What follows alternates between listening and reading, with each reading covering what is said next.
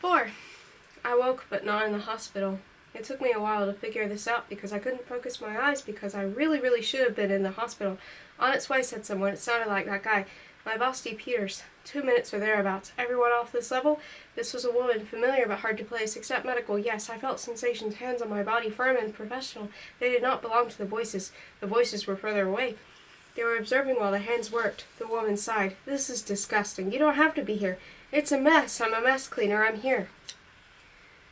D. Peters cleared his throat. Not an accident this time, I'm guessing? No. Well, that's good, isn't it? It's great. We have a suicidal employee. I mean, do you know what our workplace injury rate is like before we add people who deliberately throw themselves into the equipment? Maybe you should front the investigations, Dick. See how you do, because there will be investigators. Cassandra, I'm not trying to... When it's an accident, you show the investigators who screwed up and how they did it. And the initiatives you're putting in place to ensure it never happens again. Initiatives solve the problem. Everybody likes initiatives, said Cassandra Cautry, the crisis manager. Who's our initiative for this? Who screwed up? I guess he did. That answer gets us a tribunal. Did we pressure him to return to work too soon? Did we provide enough counseling? Was our process for monitoring his mental state? Did we feel he provided a welcoming workplace? I see. Honestly, it'd be easier if you bled out. The hands hesitated. I tried to raise my head, but only managed to half open one eye. A sun hung over my face, angry and brilliant. It looked familiar, a lab light. He moved, said D. Peters. Did you see that? Another sigh. I hate mess, I hate it. But you're so good with it. I know, she said. I drifted in and out. I'm not sure for how long. I felt content, warm. I had an urge to scratch my leg, but could ignore it. At some point I opened my eyes and saw the familiar ceiling of my old hospital room, so I went back to sleep. Everything felt okay. A nurse came in and fiddled with something beside my bed. She was large and beautiful. I remembered her as Katie. Hello, I tried to say. I was happy to see her again and wanted her to know. My hand flopped against her dress. She turned to me and folded her arms. Yes? Her eyes flicked over me without feeling. Finally, she turned back to my bedside table and slid the drawer home with an aggressive thunk. I didn't know what I had done, but to nurse Katie, but apparently it was something pretty bad. When I was less drugged, I pulled aside the sheet to inspect the damage. I thought it wouldn't be so terrible the second time around, but it was. Before, I'd been able to see the space where my legs should be. I had been a man missing a leg. Now I was a creature that ended at the thighs. A different life form. I was small. I closed my eyes and cried because I was suddenly obvious that I'd been very stupid. But later I remembered I wasn't legless. I had legs. I just wasn't wearing them. They were state-of-the-art, and I had built them myself. They were already more functional than my biological legs, and soon they would even be better. It was easier to keep this in mind if I avoided looking at my stumps. Everything would be fine once I got my new legs, I told myself. This wasn't loss, it was transition. Nurse Katie came back. It was dark outside. The hospital was quiet except for the squeaky shoes of the nurses. I was groggy, but not so much that I didn't know my phone was missing. Last time they had brought my personal effects with me. But now nothing. I was thirsty for internet. I itched for something with a processor. Nurse Katie inspected my lips wordlessly, even though I was lying there looking at her. Hi, I said. Hello. Have you seen my phone? Katie set her wrists on her lips. Your phone? It was in my shirt pocket. I can't see any of my clothes in here. You can't have your clothes. I hesitated, because this wasn't an answer. Do you know where they are? Yes, and you can't have them. I tried again. I don't need my clothes. I need my phone. Can you see if my phone is in my pocket? No. Katie circled the bed and lifted my sheet. I couldn't see what she was doing, but she had to be checking my catheters. I had two, a urinary catheter and a bowel catheter. Nobody explained this to me. I had figured it out myself when the pressure to relieve myself had become too great. It was a relief in every sense. You would think a bowel catheter would be disgusting, but it had major functional advantages over a bathroom visit. Everything was sealed and sanitary. When you thought about it, it was the regular system that was foul. Can you tell me why you can't give me my phone? Katie dropped my sheet. Because you're on suicide watch. I was too surprised to respond. She turned and squeaked away down the corridor. So that explained where my underpants had gone, but it didn't tell me why everyone was angry. It wasn't just Katie. When Nurse Mike bathed me, he was subdued and non-committal and made no jokes. Nurse Veronica let my dinner tray clatter onto my table trolley. I was too intimidated to pursue my phone. Instead, I lay in bed watching TV with the sound down so as not to annoy anybody. My surgeon visited, Dr. Angelica Austin, with the frizzy hair and impatient manner. So, you're back. She rolled aside my sheet without asking. Her fingers pressed. I couldn't feel them at all. She could have been tenderizing steaks. Healing well, she sounded regretful. I looked down. The difference between my stumps was kind of amazing. I hadn't thought the right was healing much, but compared with the new one, it was rosy with health. The other was puffy, shiny, and stuffed with tubes. It would take a lot of time before I could get into that prosthetic without screaming, or a lot of drugs. I suppose there's no need to discuss the recovery process, said Dr. Angelica Austin. That should be fresh in your memory. I'm not suicidal. Dr. Angelica Austin ignored this. How's your pain? Very bad. Not completely true, but the nurses were being lax with my medication, forcing me to compensate by demanding it earlier and in greater quantities. I'm not suicidal. Discuss that with Psych. She gazed at my stump. Her expression reminded me of a time in high school when out of nowhere a girl I hardly knew said, "You have beautiful eyes." The next thing she said was, "What a waste." Not my area. When do I get a psych consult? How soon? Soon. How soon? This didn't get an answer. I changed tactics. Can I have my phone? I don't see how it's supposed to be dangerous. Dr. Angelica popped a pen and wrote on my chart. Is Lola Shanks coming? Perhaps later. Why is everyone mad at me? Dr. Angelica Austin lowered her clipboard. No one is mad at you. She looked mad, then she left.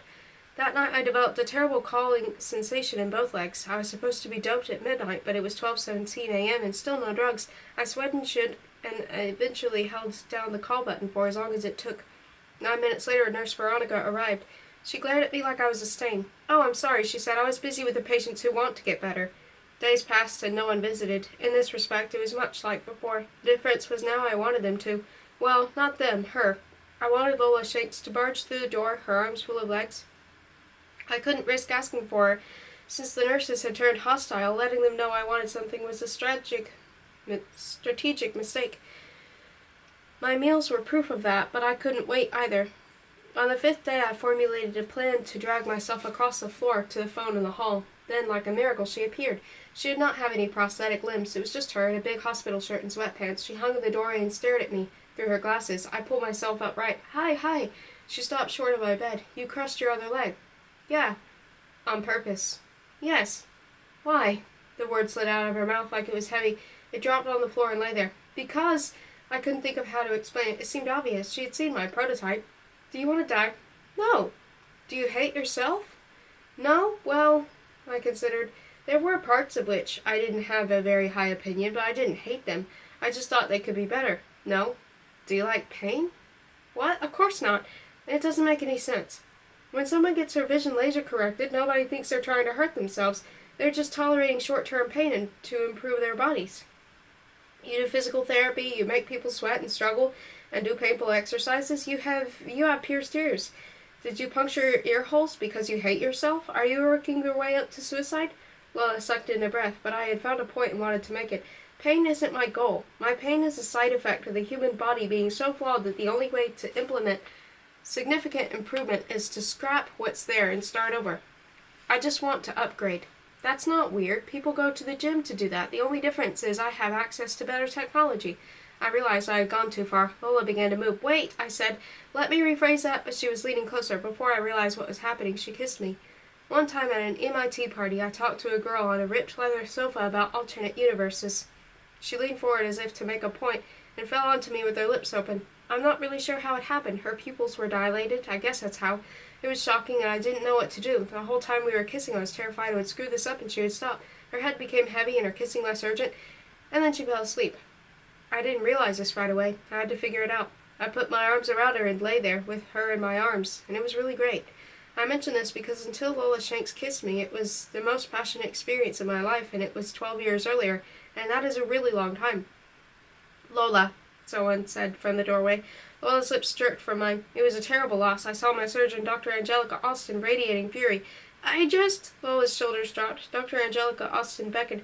Lola threw me a glance full of guilt and promise. She turned away. Her hand trailed from my shoulder. Dr. Angelica stood aside and Lola slumped by. I wanted to say wait or come back or even thank you. Dr. Angelica's eyes stopped me.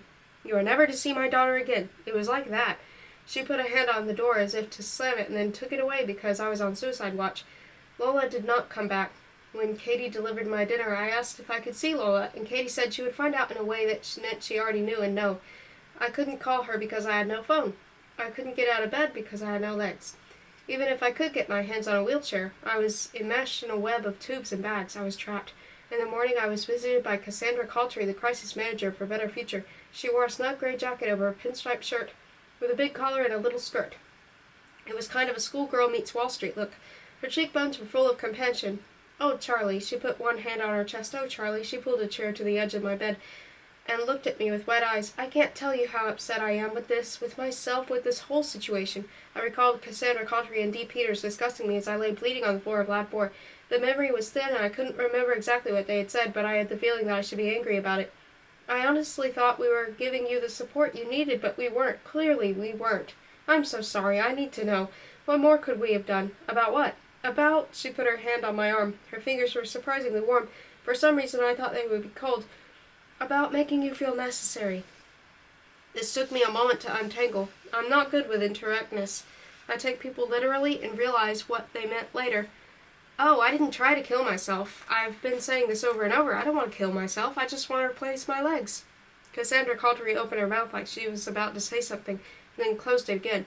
She tilted her head and squinted. "Having one leg is awkward," I said. "You either use an artificial replacement that tries to mimic the real one, which is essentially impossible and limits you to the capabilities of the prosthesis, or you build a really good prosthetic leg. But then you're stuck with a biological limb that can't keep up. It's like a car that uses the driver's leg as the one wheel. And at some point biology just gets ridiculous." Cassandra Cottery said, "I'm not sure I follow." "I can show you. My legs are at work. She touched her mouth. "Charlie, your legs are gone. They were crushed." "Not those legs, my new legs, the ones I made."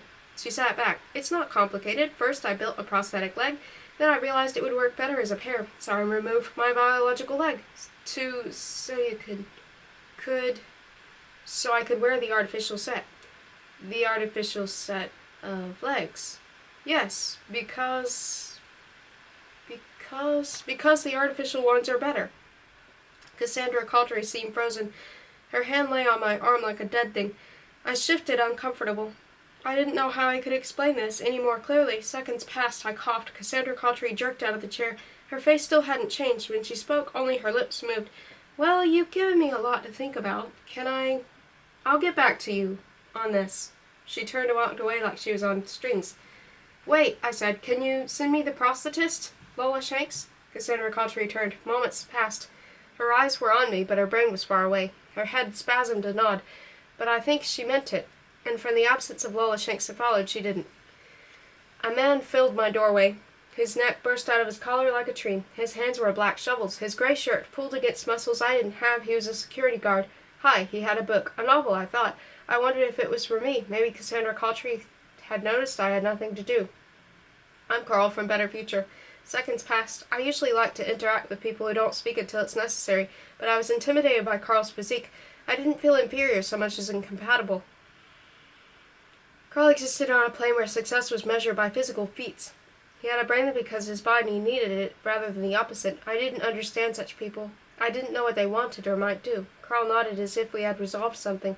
He left. I heard a chair scrape in the hallway. Time became punctuated by the sound of him turning pages.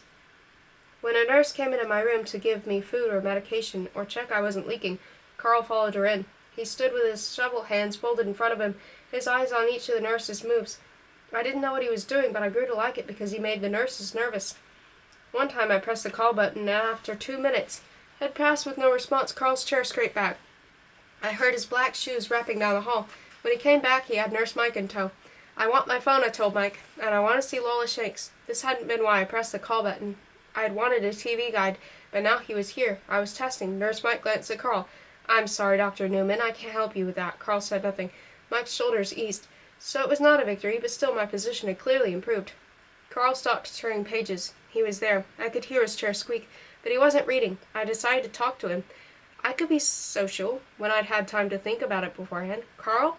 His frame appeared in the doorway. "Yes, sir." "Why are you here?" "Pardon me?" "Why are you here?" "I don't know, sir. I go where they send me."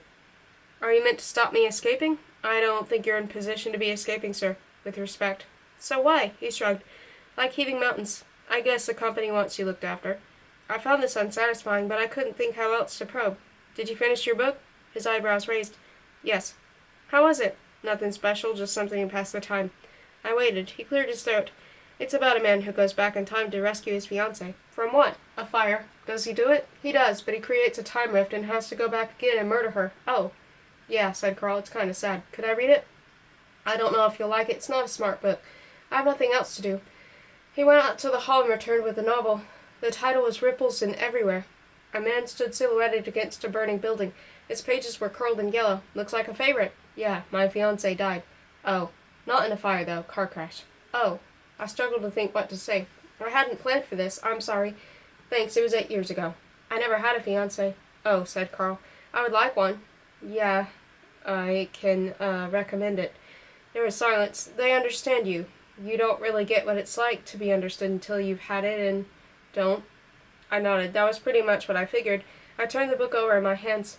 That cover irritates me, Carl said. In the book, he's never standing outside a house like that.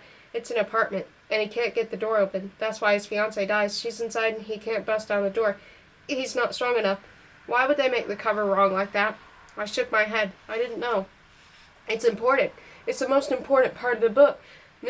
My Lily. I couldn't pull her out of the truck. I wasn't strong enough either. He cracked his knuckles. Back then, I didn't work out. Couldn't get the truck door open. That's really bad. Yeah, he said. It was really bad. We nodded at each other. It was comfortable silence. Then less so. Anyway, said Carl, I'm keeping my eyes open for any time rifts. Travel to the past is almost certainly prevented by the chronology, projection, conjecture. Carl said nothing. I mean, it seems extraordinarily unlikely. I know. I tried to think how to back up, but it was too late, and the silence stretched. Hope you like the book, said Carl. Thanks, I said.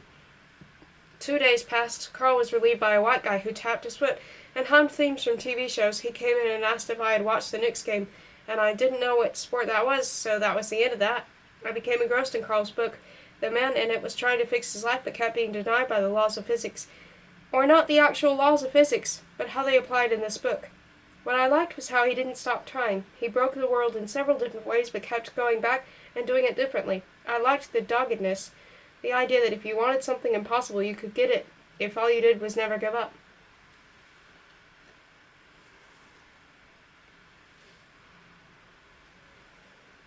I dreamed of tiny shrinking spaces and woke wet and gasping for breath, my legs crawling with needles. My body was fighting back. It was telling me it did not want to lose any more pieces. I felt annoyed because I thought I was past this. My body really wanted to realize that I didn't take orders from internal organs. I was a consciousness serviced and supported by a biological host, not the other way around. These self-interested lumps of meat and synapses, they had better get with the program because if it came down to them or me, it was going to be me. I woke to Lola's voice. It was daytime and my brain was foggy. I swam towards consciousness like a drowning man. 1 minute, she said. Sorry, ma'am. This was the new guard. Lola, I croaked. Charlie? I'm sorry, ma'am. You can't go in there. 1 minute. No, ma'am. I want to see her, I called. Let her in. I'm sorry, ma'am, said the guard, like I didn't exist. I'm sorry. On the 5th day, they removed my tubes. This included my catheters. I didn't realize what Nurse Katie was doing until it was already too late. I gazed at the plastic in dismay. Can't you leave those? No, there's a risk of infection. Carl stood behind her like I was shadow. I didn't want to discuss this in front of Carl, but I really liked those catheters. Isn't there some kind of permanent option? What do you do for people who are paralyzed? You're not paralyzed. Katie dropped the tubes into a plastic bag marked hazardous biological waste. You can use the bathroom like a regular person. I said nothing. This was true, I could, but why should I? We had the technology for a superior waste disposal system, but wouldn't use it because we preferred to drop feces into an open bowl of water and rub the residue with our tree pulp. But I knew it would be pointless to get into an argument about this with Katie. Before she took them away, I had a good look at those catheters so I would remember how they worked. I began to exercise. I raised my thighs into the air one at a time and rolled onto my stomach and did the same. I did 3 sets of 10 reps. Reps were repetitions. This was terminology I had picked up. I also did push-ups. This was less impressive than it sounds because I was resting on my thighs. In high school, we had these girl push-ups. It felt good to get my body moving again, although only because my brain was releasing endorphins as encouragement. It was like being paid to wash a car, but I did it because I knew if Lola were here, it's what she'd be telling me to do. 4 psychiatrists visited all together, like a conference. 2 were men and 2 were women, and one of the men was black. They looked like an ad for property investment of a lifestyle medication targeted at upper middle class. The black guy leaned easily against the wall. He was smooth and comfortable, and he smiled at me like we knew each other. There were introductions. They asked me how I liked the hospital. One of the women, who was blonde and had sharp ears, raved about the view. You would think she had never been above ground before. They turned the conversation toward work. This was easy for them because I wasn't saying much beyond hello and yes and no. I understand you're a bit of an inventor, said the white man. He lounged across his chair, but was still not as smooth and comfortable as the black guy. You build things. Legs, said the sharp-eared woman. She smiled like building legs. Isn't that clever? Yes, I said. I'd like to hear about those. For the first time no one spoke. Well, I said, they're legs. I don't know what to tell you. I looked at the black guy because maybe he could jump in and make this smooth and comfortable, but he didn't. I sighed. Look, seriously, I do not enjoy pain. I do not want to hurt myself. I'm not— Oh, yes, we get that, the man laughed. You don't need to convince us of your mental well-being, Dr. Newman. I looked from one face to another. Then what do you want to know? These legs you built, said the woman. We understand they're superior to any other kind of prosthesis currently available. Yes, as far as I know. In fact, they're so advanced you actually chose to crush your other leg so you could qualify for them. That's right. Are they strong? Said the black guy leaning against the wall. They must be. They're okay. Only okay? I have some work to do. Oh, yes. He looked significantly at the others. What kind of work? He's got ideas. This was the woman with sharp ears. Of course he does. I wonder if you could share some of those ideas with us, said the lounging man. Could you do that? I said, did you say you were psychiatrists? I don't think so. He looked at the others. Did anyone say that? Well, I work in human resources, said the sharp-eared woman. You practically need to be a psychiatrist for that. What I think we said was that we wanted to talk about how you're feeling. I checked this against my memory. It may have been true. These legs, you built them on company time, am I right? Yes. Don't be ashamed, said the lounging man. That's not a problem. That's what we thought. Definitely, in no way a problem, said the leading man. We're from Better Future, of course, said the woman, who hadn't spoken until this point. She was small and brightly dressed like a bird, and Dr. Newman, may I say, we were all extremely pleased and supportive and positive about the potential of your project here. She squeezed her hands together. Dr. Angelica Austin didn't want to let me out of the hospital. It was a little funny because the nurses couldn't be rid of me fast enough. They argued across my bed as if I were inanimate. I don't care what this company says, said Dr. Angelica. I'm his doctor, and I say he's not ready to be discharged. Nurse Katie did not stop packing my bag. Behind her, Carl mutely supervised. Two more nurses hung in the doorway, spectating. Veronica and Chelsea, Katie said. Well, the administrator says different.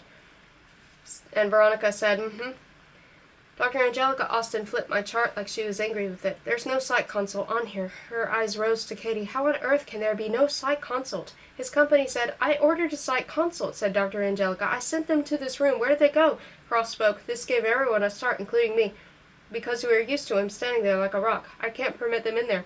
You? Dr. Angelica drew herself to her full height, which was not much but still impressive. She had a bearing. Maybe they taught that in medical school, or maybe you just picked it up for the kids around you who owned skis and formal wear and knew their cutlery. And engineering was slouched. You can't? That's right. And why is that? Because his mind is a commercial incompetence intellectual asset of Better Future. Dr. Angelica's eyebrows lifted up. Katie closed my bag zipper. It sounded authoritative. She folded her arms and settled on her heels and looked at Dr. Angelica. I'm going to keep him one more day. In the doorway, Veronica and Chelsea exhaled together. Katie said, You can't do that. Dr. Angelica ignored her, scratching on my chart with her pen. He's physically fine. There's no psych hold. He wants to be discharged. His company wants him to be discharged. The administrator is telling us to discharge. Dr. Angelica shook her head slightly, as if she spent all day being thwarted by bureaucrats, and it disappointed but did not surprise her. His doctor disagrees. You know it will happen, said Katie in a low voice. Dr. Angelica's pen paused. This seemed so dramatic I almost laughed, because what? Would she be fired? Would Carl snap her neck? I thought Better Future would probably just get me a different doctor, but this was enough to defeat Dr. Angelica. Her bearing sagged. She was going to go home after this and sip red wine and stare at the wall. I could tell. She would wonder why she was doing this, struggling against commercial interest at a corporate hospital, and all she wanted to do was help people. And in the morning she walked out of her beautiful home and unlocked her convertible. She would remember. We're waiting, said Katie. What do I tell them? Dr. Angelica tossed the clipboard onto my tray, like it was useless now. Tell them, she said, I strongly advise he be kept away from industrial-grade cutting and stamping equipment.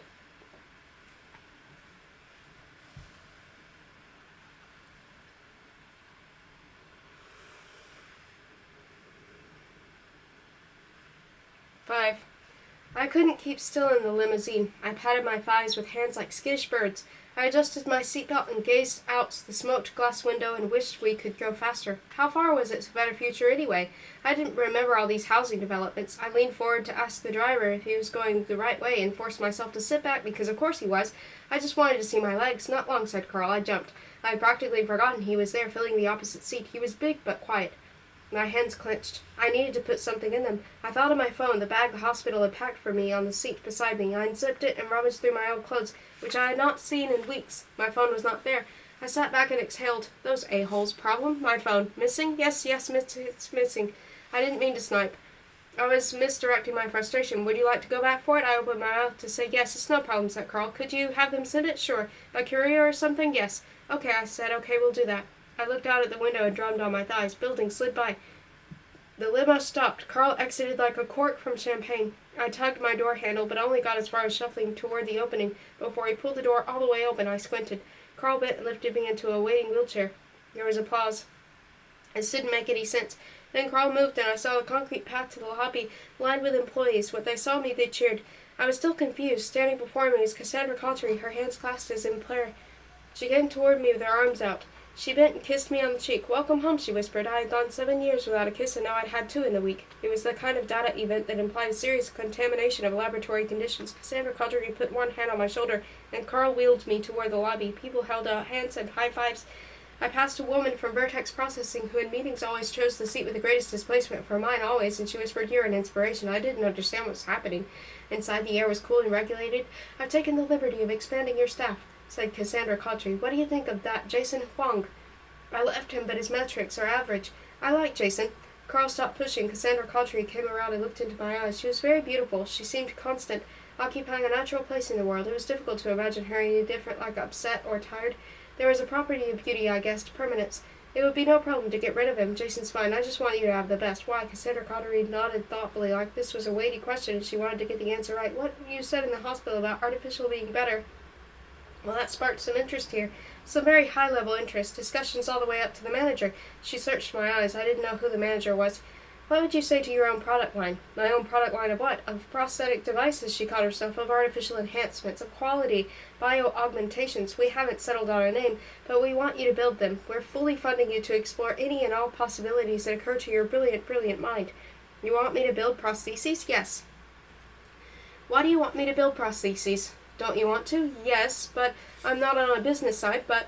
Cassandra Cawtrey laughed. Right, you're not on the business side. Leave that to us. But I'm a middle manager, she said. Some people think that's a pejorative, but I don't. There are people above me who make business decisions and people below me who execute them, and there are people who live in different realities, very different, and my job is to bring them together, mesh their realities. Sometimes they're not completely compatible, and sometimes I don't even completely understand how someone can live in the reality they do, but the point is, I mesh them. I'm like a translator, only more hands-on, and that's what makes the company work. Middle managers like me, meshing.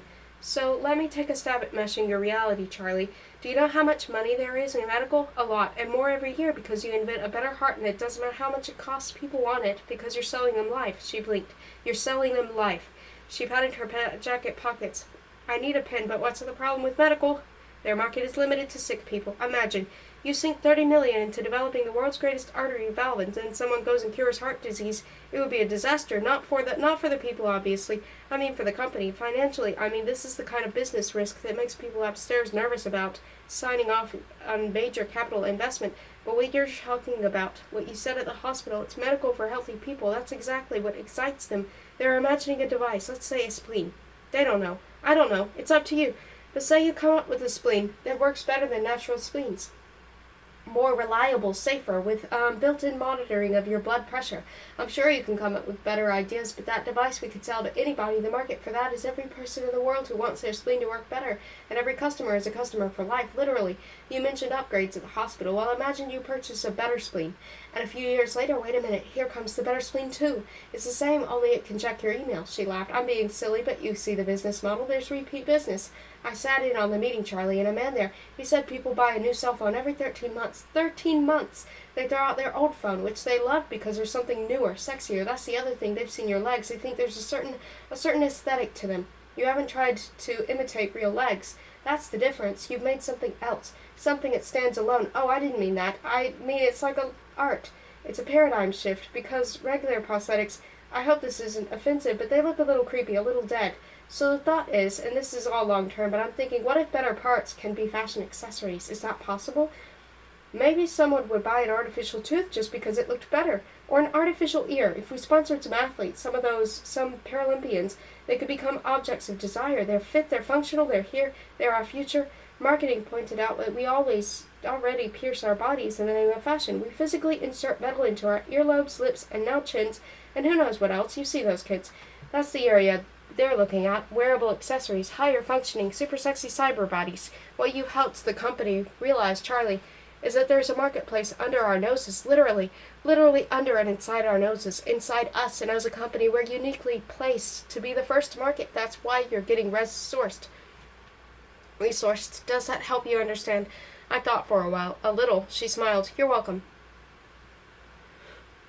Cassandra Cottery walked beside me as Carl wheeled me to the labs. I thought they would take me to the glass room, but they turned left for Lab 4. Several young people who I gathered were my new assistants lined the corridor. As Carl pushed past them, I discovered the reason they were outside Lab 4 was that there was no room inside. It was wall-to-wall white coats, except for the sitter, where my legs stood under lights. They had been polished. They were beautiful. Cassandra Cottery had been right about that. I was little surprised anyone else saw it, because they were beautiful only in a functional sense. Beautiful because they worked. Bundles of plastic-wrapped wires as thick as my wrist snaked between bare steel struts and all around oiled coil pistons, black electrical tape strapped to the computer housing onto the hip. The calves bent backward like a gazelle's. The feet were globe-encased rotary engines with one long toe pointing forward and two angled back. People were clapping. You're my idol, said Jason. I hadn't even noticed him. What? I said. I thought I must have misheard. Idol. You and Isaac Newton and Barry Marshall and the Curies. You people who are prepared to put yourselves on the line for your science, to become your own test subjects.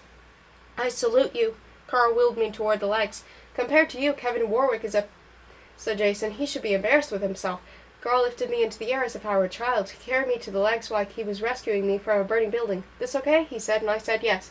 And he lowered me into the sockets. I grimaced as my wounded left leg scraped past it. Then I touched the seat, and it was okay. I didn't have to stand in these legs. I sat. I relaxed. My hands moved down to the hips. There were controls there. My thumbs found the ignition buttons and pressed. My motors were extremely quiet for their power output, but that was not that quiet. My legs rose up on their toes, flexed, settled. My audience cheered and whooped. Cassandra Cottery's eyes shone. I grinned. The applause went on and on. It was at once great and terrifying. I wanted them to leave so I could play with my legs in private, but I also wanted them to stay forever. I thumbed the left leg forward. It rose and extended and clumped down. The floor went crack. I hoped that was the floor.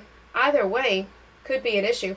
I thumbed to the right and took a matching step. The motion rocked my body back and forward, and for a second I thought I was about to fall out. I took my hands off the controls and clutched the seat. It was okay. I could adapt to it. It was like riding a horse, or how I imagined riding a horse. I never actually done that. I adjusted my balance, took another step, another. Crack, crack. People moved out of my way. Two held camcorders. I needed to clear this room. I couldn't work with them here.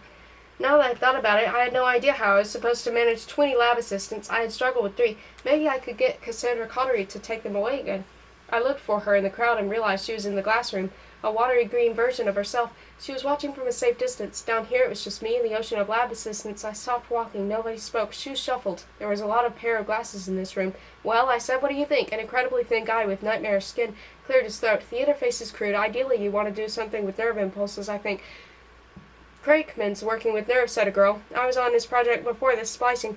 They drew closer. A few dropped down to inspect the legs up close. I could almost feel their fingers. There's a lot of weight in this metal. You could drop that down by hollowing these columns out. What about titanium? What about impact absorbency? I worry what happens when he steps off something. The skinny boy said, and I relaxed because this was going to work out. Of course the Curies died. They identified ionizing radiation while bathing in it. There are risks involved with being your own guinea pig, but there is a long tradition of scientists doing just that, of paying for the expansion of human knowledge with their lives. I didn't deserve to be categorized with them because honestly I wasn't interested in the greater good. I just wanted to make myself better legs. I didn't mind other people benefiting in some longer-term indirect way, but it wasn't what motivated me. I felt guilty about this for a while. Every time a lab assistant looked at me with starstruck eyes, I felt I should confess, look, I'm not being heroic. I'm just interested in seeing what I can do. Then it occurred to me that maybe they all felt this way. All these great scientists who risked themselves to bring light to darkness, maybe they weren't especially altruistic either. Maybe they were like me, seeing what they could do. I tried to call Lola. I didn't have my phone, so I wheeled myself to my desk in the glass room. I had to dial through reception. It took a long time to start ringing, and that was all it did. It seemed odd that the hospital would not answer its phone, so I dialed reception again and asked them to check the number. "This is the number you want," she said. So I tried again, but again it rang out. I divided my assistants into teams, Alpha, Beta, and Gamma. It was the only way to keep them manageable. They worked in competition. I wheeled along them, and anything I liked sparked grins and furious development. Beta came up with a whole new wheelbase flag design, almost a chariot, which I liked so much I took it over myself. Then Alpha and Gamma also got into wheels, and Beta accused them of intellectual plagiarism. It was a whole thing. They were in tears. I told Gamma to go build some fingers or something. They liked this. They wound up deploying 4 hands worth and using them to make obscene gestures at Beta. It was like being back at college, only I was respected. Sometimes I wheeled past bodies in the corridors, assistants who had literally laid down and slept because they were too tired to make it home. Everywhere were sodas. Everyone thought Beta was going to reach testing on a new prototype first, but the wheels were a dead end. They couldn't get good traction on uneven ground. Not even in rotating sets on independent suspension with ground-sensing sticky locks. We did a lot of stairwell damage before figuring that out. We left gouges in the walls, broken steps, and a section of railing that bowed inward. But failure was just a method of learning what worked. Then Alpha declared they had something. They were based out of Lab 2 where Catherine's rats had lived before they'd moved off to another lab somewhere. Catherine had followed. I imagined they'd offered her the choice to stay with me or go off with the rats. I still thought I could smell them every time I came in, the rats that is, although that couldn't be right because when we cleared the rooms we did it by sucking out all the air. Alpha's legs were similar to my previous prototype, only taller, sleeker, and titanium. There was also less electrical tape and more custom carbon polymer molding. I wheeled myself around them for an inspection. I wasn't going to do anything special today, just check fit and balance. There were too many wired connections to walk, no nerve interface yet, but still, when my assistants helped me out of the chair and lowered me into the sockets, my heart thumped. I buckled in. Okay. Jason held the control box. He pushed for power. Nothing happened. Smoke began to pour from the legs. People shouted, hands grabbed at me and hauled me out. They broke out the extinguishers and drenched the legs in foam. When that was all taken care of, we started over. I dialed reception and asked for a third-party directory assistance service. If there's a number you'd like to look up, I can do that for you, said the receptionist. I declined. When she put me through, I asked the directory robot for the hospital. It offered to connect me directly, and I said yes. It rang. The hospital picked up. I opened my mouth to request Lola Shanks and prosthetics, and the line went click. I lowered the phone and looked at it, then I put it back on the cradle. Clearly it was pointless to redial reception, but at least I understood the problem now. I could apply myself to the solution. I spent a lot of time being jabbed with needles, not syringes, tiny steel slivers with embedded electrodes. The idea was to insert these into truncated thighs so they could read signals from my brain and translate them into a motorized movement. We created a 4th team for this, using people transferred from other projects. Initially it was called Delta, but it was confusing when someone said Delta meaning change, which was often, so they reclaimed themselves Omega. We converted the lab into a medical room, and I lay back on the table with a tall, high-cheekboned lab assistant named Mirka punctured me. This was excruciating during the first session, but not so bad once we realized the equipment could read me just as well while I was hawked to the eyeballs. So I injected myself with analgesics and let my consciousness swim away while Mirka maneuvered metal slivers around, seeking the best reception for the electric languages of my brain. My legs hurt all the time. It seemed likely this was a side effect of jamming needles in there every day, but it had started before that. It was like phantom pain. I resisted this notion because it was so stupid. Physiological pain, I could be on board for it. Even something neurological. Neurology was the science of nerves. It was chemical reactions you could point to. Psychology, though, was the science of fairy tales. It was like explaining volcanoes with stories of angry gods and expelled half-sons and revenge and betrayal. I did not believe in psychological pain, but I needed sleep. So one night I took out a pair of legs to bed. They were early lightweight models, just really poles, which we'd used for prototyping since discarded. I set them beside my bunk and it turned out the light. Later, when I woke with non-existent muscle screamings, I dragged the legs onto the bed, shoved my thighs into the sockets, and grabbed the feet, and manually flexed those crude blocks of plastic up and down. I got this idea from a paper on treating phantom pain by using mirrors to form optical illusions which convinced the patient's brain that the limb was still there. You could see why I was skeptical of the whole area. As I flexed, I felt non-existent muscles unlock and pseudo-blood began to flow. I waggled the plastic. It was just as well no one could see this. Ah, I said. Finally, Alpha's legs stopped catching fire. I sat in them and took a wary step. They moved smoothly, the whine of the servo-magnetics almost inaudible. The floor did not break. Nothing popped or smoked. I walked to the wall. It was not a smooth ride, but I was unfamiliar with the equipment. I rotated and walked back to the center. I raised the leg. I did not overbalance. I did not fall out. I flexed the foot. It was cloven. It actually looked more like a hoof. I lowered it and raised the other leg, still upright. I looked around and saw a lot of happy faces. I smiled too, because this was progress. Next came the nerve interface. I spent more time on this than anything else. When I had an idea for something mechanical, I could usually tell someone else to go make it happen, but reading nerves was personal. It was like trying to sift raindrops or a thunderstorm, only I could see. I passed days in Lab 1 with 38 wires dangling from my thighs, trying to read my thoughts. It was a funny way to get to know myself. For example, when I thought about wiggling my big toe, my waves spiked at 42.912 gigahertz. But so too if I imagined country music. I wouldn't have thought those were similar. Then I thought about toe tapping, and maybe they were. Either way, it was important to figure this kind of thing out before I wore the legs outside and someone put on Kenny Rogers. Once we had a basic neurological landscape, I practiced moving in software. We loaded leg wireframes into the computer, and I tried to control them with my mind. At first they wouldn't respond, and then they jerked and twitched and tried to walk in 3 directions at once. Mistake by mistake, I crawled toward something practical. By the end of each 6-hour session, I felt dazed and unsure where I was. I wheeled along the corridor and saw the whole world as lines and vertices. I dreamed I was a wireframe made of green light. My assistants began wearing chunky glasses. They looked ridiculous. The lenses were milky, like the opposite of sunglasses. By the end of the week, half of Gamma had them. I didn't pay much attention because I assumed this was some kind of young person fashion trend, but then when I arrived in Lab 1 for a date with Mirka and her needles, she pulled on a pair and I had to ask. "They are Z-Specs," said Mirka. She seemed surprised I didn't know, although behind the glasses it was hard to tell. "Have you not tried them?" I shook my head. Mirka pulled off her set. There was a component I hadn't noticed before, 2 wires terminating in flat metal contacts. Mirka unpeeled these from her temples. I wasn't sure about this, but I followed her directions to adhere the contacts to my own school and fit the glasses. Everything looked flat. Then Mirka's face sprung to life. I had never known my eyes were so low res. "The enhancement is nice," said Mirka, "but the real benefit is the zoom. You pinch your eyebrows like this." I mimicked her movement. Her face rushed toward me. I flailed my arms. Mirka laughed. "And the other way to zoom out."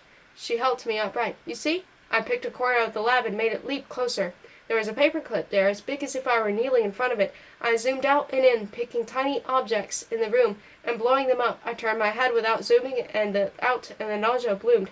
So that was not a good idea. Zoom out, turn, zoom in. "They will make you a pair, of course," said Mirka, "if you ask them. Gamma's making these?" I pulled off the glasses. The whirl went dull. She nodded. "Gamma is doing many peripherals." I lay back. Mirka filled the syringe with morphine. I didn't mind Gamma experimenting. That was what I had told them to do, but I wasn't sure I wanted them making glasses. I didn't know why. As Mirka filled my veins, I wondered if it was because I had not designed them. My department was not just about me, of course. It was about developing products for a general market. Cassandra Cottery had explained this to me, and it had seemed okay at the time, but I wasn't sure I liked it. I caught the elevator to the 4th floor of the Building C where Cassandra Cottery worked. Cassandra Cottery had visited the lab several times, but I was always drugged or busy with wireframes, so we hadn't spoken. I just knew she was escorting executives around. I wheeled myself along carpet so thick it made my arms ache. Building C was nice. The entire Better Future complex was visually attractive, but in a utilitarian engineering kind of way, where beauty meant simplicity. We favored straight lines and parabolic curves, no bleeding of anything into anything else. There was free-flowing color. I was not a big fan of art, but I think some part of me relaxed. I found Cassandra Cottery's office at an intersection of corridors. I had an appointment, but it was early. I wondered if it should do a lap. "Charlie," Cassandra Cottery came around her desk and beckoned me inside. "Thank you so much for making time." She closed the door behind me. The office was small and filled with thick books. It had a low sofa, a painting of a circle, and a computer that looked more interested in being pretty than working fast. There were no windows. "Can I get you a drink?" "No, thanks." She leaned her head against her desk and folded her arms. Her blonde hair glowed in the artificial light, picking up the UV. "I heard nothing but great things about your work. Everyone is extremely, extremely excited. It's a credit to you as a manager. I don't know about that. Don't be so modest. I know you don't consider yourself that way, but your people don't need a social boss. They need someone who inspires them on an intellectual level, who forges within them a burning desire to invent. That's you." I shifted in my wheelchair. "Listen to me.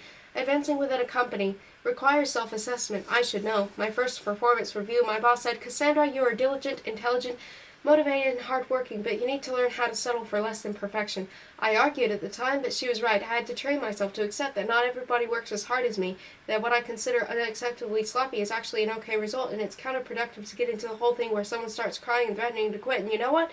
Learning that not only helped me grow as a manager, it helped me grow as a person, because back then I was actually, well, a little obsessive." She smiled. "You haven't told anyone about my diastema, have you?"